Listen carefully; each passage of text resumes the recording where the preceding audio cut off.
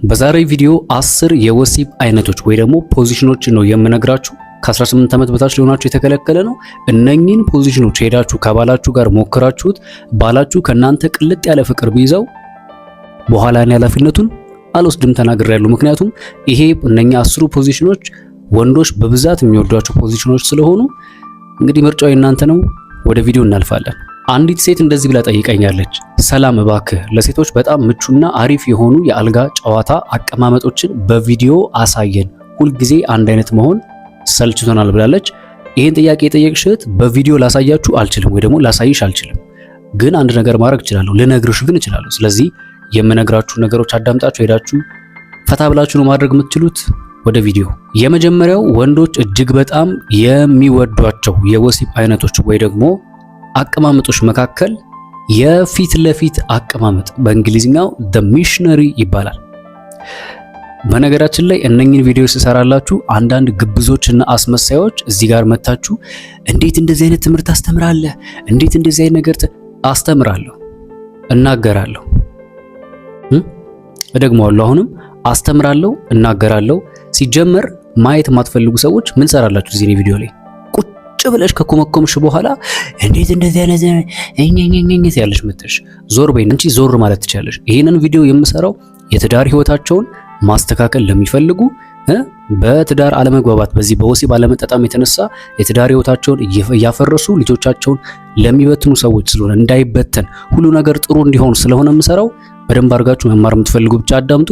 የመጀመሪያው ምንድን ነው ያልኳችሁ ሚሽነሪ ወይ ደግሞ ፊት ለፊት የሆነ የወሲብ አይነት። ይሄ የወሲብ አይነት አብዛኞቻችሁ ታውቁታላችሁ። በተለይ ደግሞ በእኛ በኢትዮጵያውያን ዘንድ እጅግ በጣም የተለመደ ነው። አብዛኛው ሰው ማለት 80% በሚባል ደረጃ ሰው የሚያደርጋቸው በጤና ችግር ምክንያት ካልሆነ በቀር አብዛኛው ኢትዮጵያዊ የሚያደርገው የወሲብ አይነት ነው። ይሄ ሚሽነሪ የሚባለው የወሲብ አይነት ያው ግልጽ ነው፣ አብዛኞቻችሁ ታውቁታላችሁ አይደል? ሴቷ ትተኛና ወንዱ ከላይ ሆኖ በእግሮቿ መካከል ሆኖ የሚያደርገው የወሲብ አይነት ነው። ይሄ የወሲብ አይነት እጅግ በጣም ወንዱ እንዴት ብዬ ልንገራችሁ፣ በቃ ክፍት ሆኖ ነው የሚያገኘው ያ ነገር። ገባችሁ አይደል? ልክ የወሲብ የሚደረግበትን ፓርት በሙሉ ክፍት ሆኖ ስለሚያገኝ ሴቶችም ደግሞ ሙሉ በሙሉ በዛ ነገር ውስጥ የወንዱ ብልት በሚገባ ሰዓት ሙሉ ለሙሉ የሆነ እርካታን የማግኘት አቅም አለው። ይሄ የሚሆነው ግን ሴቷ መጀመሪያ በወሲብ ስሜት ሬዲ ስትሆን ነው። ሬዲ ባልሆነችበት ትርፉ ህመም ነው። ስለዚህ ወንዶች ይሄን ቪዲዮ እየተመለከታችሁ ከሆነ መጀመሪያ ዘላችሁ የሆነ ግንኙነቱን ከመፈጸማችሁ በፊት መጀመሪያ ሴቷ ዝግጁ ናት ወይስ አይደለች የሚለውን ነገር ማረጋገጥ አለባችሁ ማለት ነው። ሴቶችም ዝግጁ ካልሆናችሁ በቻላችሁት አቅም ዝግጁ አይደለሁም ብላችሁ ያን ነገር መናገር ትችላላችሁ። መብታችሁን ማንም ያስገድዳችሁ የለም። ስለዚህ በሚሽነሪ በኩል የምትሰጪው የወሲብ አይነት አቅም ነው እንዲሰጥ የሚያደርገው። ይሄንን የመጀመሪያው ሞክሩት። ወደ ሁለተኛው እናልፋለን። ሁለተኛው ወንዶችን የሚማርከው ወይ ደግሞ የሚያሳብደው የወሲብ አይነት ወይ ደግሞ ፖዚሽን ምንድነው? ሴቷ የበላይ ስትሆን ወይ ደግሞ the woman on the top ይባላል። በሌላ አማርኛ ደግሞ የካውገርል የሚባለው ምን ማለት ነው? መጀመሪያ ምን ብያችኋለሁ? ሴቷ ከታች አይደል በጀርባው ተኝታ ከዛ ወንዱ ከላይ ነው ያልኩት። አሁን ደግሞ ወንዱ ከታች በጀርባው ይተኛና ሴቷ ከላይ ሆና ሙሉ ለሙሉ የራሷን ስሜትንም ሆነ የሱን ስሜት የምትቆጣጠርበት መንገድ የበላይነት ይባላል። በነገራችን ላይ ይሄ መንገድ ሴቶች እንደውም በጀርባችሁ ተኝታችሁ ወንዱ ከላይ ሆኖ ከሚያደርገው በላይ እናንተ በላይ ሆናችሁ የምታደርጉት ነገር እንዴት ነው? አንደኛ ኮንፈርት ይሰጣችኋል፣ ፔን እንዳይኖር የማረግ አቅም አላችሁ። ሁለተኛ ነገር ይሄ እንዴት ነው የሆነች ስሜት የምትሰጣችሁ ፓርት አለች አይደል? ልክ ያቺ ፓርት የሆነ ቦታ ላይ ያረጋችሁ ባላችሁ ሰዓት ያ ስሜት በሚመጣ ሰዓት እንዳይቆም ወይ ደግሞ ያንን ስሜት ላለማጣት ስትሉ የበለጠ ኢነርጂ ጨምራችሁ በደንብ ፑሽ ታረጉበታላችሁ ማለት ነው። ስለዚህ በሁለተኛ ደረጃ ወንድ እንደዚህ በምታረጊ ሰዓትና አንቺ ስሜት ውስጥ ገብተሽ ሲያይሽ ደግሞ በነገራችን ላይ ያስታውቃል። የሰውነት እንቅስቃሴሽ፣ የድምጽሽ፣ ፊትሽ ላይ የሚታየው ፌሻል ኤክስፕረስ እያንዳንዱ ነገር ያውቀዋል። ያንን ነገር በሚያይ ሰዓት ኦኬ ተደስታለሽ ማለት ነው፣ ተመችቷታል ማለት ነው የሚለውን ነገር ስለሆነ የሚያስበው እጅግ በጣም ነው የሚወደው ማለት ነው። ስለዚህ በሁለተኛ ደረጃ ይሄ ካውገር ወይ ደግሞ አንዳንዶች በነገራችን ላይ እነኚህ ዘርዝረን ስንናገር አንዱን ላይ መስላችሁ ከዚህ ፊት ቪዲዮ ላይ ነገራችኋለሁ። እኔ ከባለቤቴ ጋር ኦልሞስት 12 ዓመት በትዳር ውስጥ ቆይቻለሁ። ግን በእነኚህ 12 ዓመት በትዳር ውስጥ በቆየሁበት ጊዜ ይሄ ሚሽነሪ የሚባለውን ብቻ ስሙንም አያውቁም እኮ በቃ ሴቷ ከታች ትሆናለች ከዛ እኔ ከላይ ሆኜ ነው ምናምን አልኩት። 12 ዓመት እንዴ ሰውዬ ባህር ዛፍ አረካት እንዴ እንደ ግንድ አጋድመህ እንደዛ እንትን የምትለው እንዴት ነው? እሷስ የሆነ ነገር ቀየር አረኝ በቃ ሌላው ከዚህ የወጣው ኃጢአት ነው አለኝ። አቤት መንፈስና ግን አቤት መንፈስና። የትኛው መጽሐፍ ቅዱስ ነው ወይ ደግሞ የትኛው ቁርአን ነው በዚህ በሴቷ በጀርባ ብቻ ተኝታ ወንዱ ከላይ ሆኖ ብቻ አድርጎ ያለው እንዴ? እኔ እንግዲህ እንደማቀው እኔ በማቀው በመጽሐፍ ቅዱስ ላይ በክርስትናው ባል ለሚስቱ ሚስትም ለባሏ የሚገባትን ያድርግላት የሚገባውን ታድርግለት እንደሚል ነው ማቀው። ይሄ ማለት በሃይማኖት ደረጃ በዚህ መንገድ አድርጉ በዚህ መንገድ አታድርጉ የሚል የተሰጠ ምንም አይነት ማስጠንቀቂያ የለም። እንደውም የሚገባውን ባል የሚገባውን ሚስትም የሚገባትን ያድርግላት ታርግለት። ይሄ ማለት ባል ሊያስደስተው የሚችለውን ሚስት በነገራችን ላይ ይሄ ጥቅስ ስለ ወሲብ ነው። እሺ አንዳንዶች መጽሐፍ ቅዱስ ላይ ስለተጻፈ በቃ ስለ ጸሎት የሚመስላቸው ሰዎች አሉ። ስለ ጸሎት አይደለም። አታመናፍሱ እናንተ ግብዞች።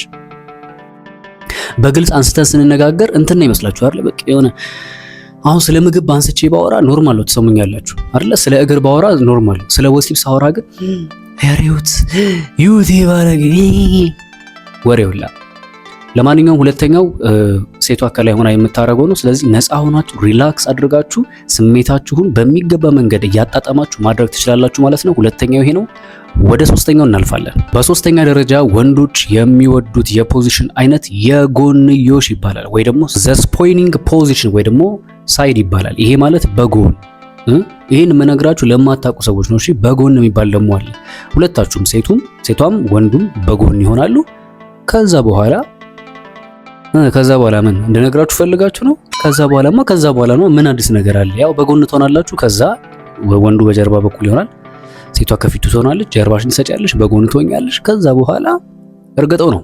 እንደዛ የምታደርጉ ከሆነ እጅግ በጣም በነገራችን ላይ ይሄ ሳይድ ወይ ደግሞ ይሄ ፖዚሽን ምን መሰላችሁ? ልክ በጎን ሆነሽ እሱም በጎን ሆኖ በምታደርጉ ሰዓት ኦልሞስት ጀርባሽ ነው ወደሱ የሚሆነው። ጀርባሽ ወደሱ ሆነ ማለት እጁ በአንገትሽ ስር የመግባት እድል አለው። ይገባችኋል? በአንገትሽ ስር ገባ ማለት ደግሞ እጁ ኖርማል አይሆንም ማለት ነው። ሙሉ ሰውነትሽን የመያዝ አቅም አለው። መያዝ ብቻ አይደለም፣ ከሰውነት አልፎ ከጡት አልፎ አንገት ጋም ጭምር ድረስ የመያዝ አቅም አለው። ሴቶች ደግሞ ታውቃላችሁ አንገታችሁ ሲያዝ ምን አይነት ስሜት ሊሰጥ እንደሚችል። ወይስ ተሞክራችሁ አታውቁም? እንደዚህ አይነት ነገር እስቲ ሞክሩት ቤታችሁ። ባላችሁ አንገታችሁን ይዞ ያንን ነገር ሲያደርግ ምን አይነት ስሜት እንዳለው ቼክ አድርጉት። በጣም የሆነ አግሬሲቭሊ የሆነ ስለሚመስላችሁ የእናንተን ስሜት ሳታስቡት ነው ቦግ የሚለው። ስለዚህ ይህንን ፖዚሽን ሞክሩት ማለት ነው። ወደ አራተኛው ልለፍ አይደል? ልቀጥል ወይስ ላቁም? ተመችቷችኋል? እስቲ ከተመቻችሁ አንድ ያሳውቁኝ። ቪዲዮን ላይክ አድርጉትና አዳዲስ ከሆናችሁ ደግሞ ሰብስክራይብ አድርጉት ቪዲዮን። ኦኬ፣ እንደዚህ በመሰራ ሰዓት የሚጠቅሙ ቪዲዮ ስለሚደርሳችሁ ከወደዳችሁት ቪዲዮን ላይክ አድርጉ፣ ከተመቻችሁ ደግሞ ሰብስክራይብ አድርጉ። እኔ ወደ አራተኛው አልፋለሁ ማለት ነው። በአራተኛ ደረጃ ደግሞ ይሄ በጣም ተወዳጅ ፖዚሽን ነው፣ የጀርባ ይባላል ወይ ደግሞ በእንግሊዝኛው ዶጊ ስታይል ይባላል። አው እደግመዋለሁ፣ ለአንዳንድ ለምቀኞችና ለአስመሳዮች ለግብዞች ስል እደግመዋለሁ። የጀርባ ወሲብ አይነት ወይ ደግሞ ዶጊ ስታይል ይባላል። ምን ነው ገረማችሁ? ዶጊ ስታይል አታውቁም? አርጋችሁ አታውቁም? ነገሩኛ። ዶጊ ስታይል ማለት ሴቷና ወንዱ ወደ ተመሳሳይ አቅጣጫ እየተመለከቱ ለምሳሌ እኔ አሁን እያያችሁ ነው አይደለ? ሴቷም ከኔ ፊት ሆና ወደ እናንተ እያየች እንደማለት ነው ባጭሩ። ስለዚህ ወደ ተመሳሳይ አቅጣጫ እያያችሁ ወንዱ የሴቷን ወገብ ይዞ ሊሆን ይችላል፣ ትከሻዋን ይዞ ሊሆን ይችላል፣ ጸጉሯንም ይዞ ሊሆን ይችላል። ስሜቱ እኮ ሌላ ነው። ዋው! እኔ ራሴ እያወራሁ እያሰብኩት እኮ ነው።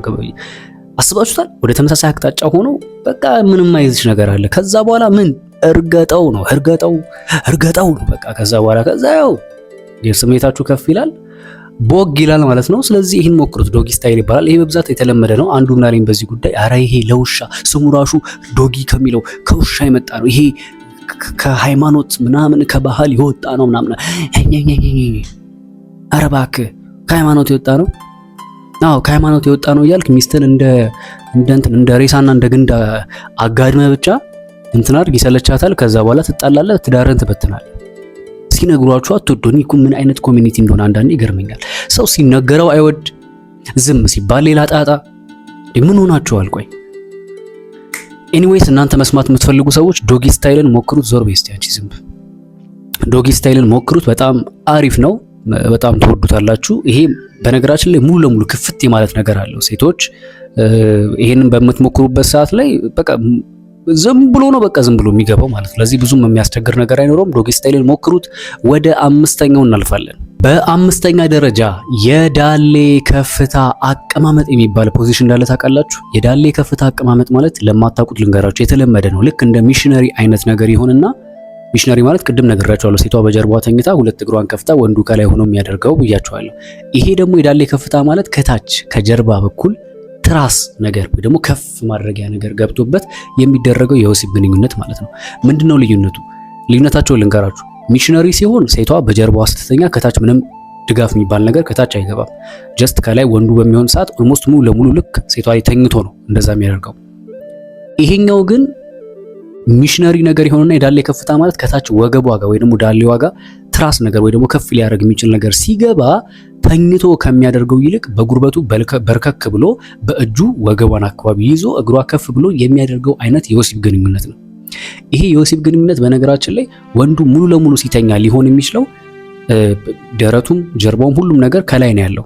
የፌሻል ኤክስፕረስ የአይን ላይን የመታየት እድሉ ሞር የጠበበ ነው። እዚህኛው ላይ ግን ወንዱ ኦልሞስት አይተኛም፣ በርከክ ነው የሚለው። እሷ ከታች አንቺ ከታች ነው የምታደርጊው ትራሱን ማለት ነው። የዛ ሰዓት ላይ እሱ ቆሞ በእጁ ከፈለገ እግርሽን መያዝ ይችላል፣ ከፈለገ እግርሽ ትከሻው ላይ መሆን ይችላል፣ ከፈለገ በእጁ ወገብሽን መያዝ ይችላል። የዛ ሰዓት ላይ አይ ኮንታክት ይኖራል። በዚህ ሰዓት በቃ እናንተ በመካከላችሁ ደግሞ ጥርት ያለ የፍቅር ግንኙነት ያለ ከሆነና የምትዋደዱ ከሆነ ለደስታ ብላችሁ የምታደርጉት ከሆነ የዛ ሰዓት ሴቷ በቃ ተው ይመን ሌላ ታሪክ ውስጥ ነው የምትገባው። ስለዚህ ይሄንንም ሞክሩት ማለት ነው። ወደ ስንተኛው ነው የምገባው? ወደ ስድስተኛው አልፋለሁ። እሺ፣ ስድስተኛ ደረጃ ምርጥ የሚባለው የወሲብ ፖዚሽን የወንበር አቀማመጥ የሚመስል አይነት የወንበር አቀማመጥ ማለት ልክ እንደኔ ለምሳሌ ላሳያችሁ። አሁን እንደዚህ ያለውኝ አይደለ? አያችሁ፣ ወንዱም እንደዚህ ይቀመጣል። ከዛ ሴቷ ትመጣለች በፊቷ ማለት ፊት ለፊት እየተያያችሁ ማለት ነው። ከዛ እግሯን ከፍታ እሱ ላይ ቁጭ ብላ እየተሳሳማችሁ ሊሆን ይችላል፣ እየተያያችሁ ሊሆን ይችላል፣ በእጆቹ ጀርባሽን አቅፎት ሊሆን ይችላል፣ እዚህ ከኋላ ይዞሽ ሊሆን ይችላል። በቃ መቼም ፈረስ ያደርሳል እንጂ አይዋጋም ነው የሚባለው አይደል? እኔ ነግራችኋለሁ፣ የቀረውን እናንተ መጨረስ ነው እንግዲህ። መቼም እዚህ ድረስ ከመራዋችሁ ሌላው የሚከብዳችሁ አይመስለኝም። ሶ እንደዚህ ብታደርጉት እጅግ በጣም አሪፍ ነው። የወንበር ሳይድ ከፈለጋችሁ ፊቷን ወደ በተመሳሳይ አቅጣጫ ዳይሬክሽን ማዞርም ትችላላችሁ። ወደፊት ብቻ ሳይሆን ወደዛ ማድረጋችሁ ሴቷ ሪላክስ እንድታረግ ራሷን በራሷ እንድታረግም ማድረግ ትችላላችሁ። ራስሽን ማድረግ ትችላለሽ ማለት ነው። ይሄንን ሞክሩት።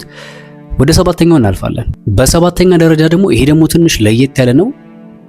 ይሄ የማነቃቂያ አይነት ፖዚሽን ነው የሚባለው። የማነቃቂያ አይነት ማለት የወንዱ የመራቢያ አካል አለ አይደለ?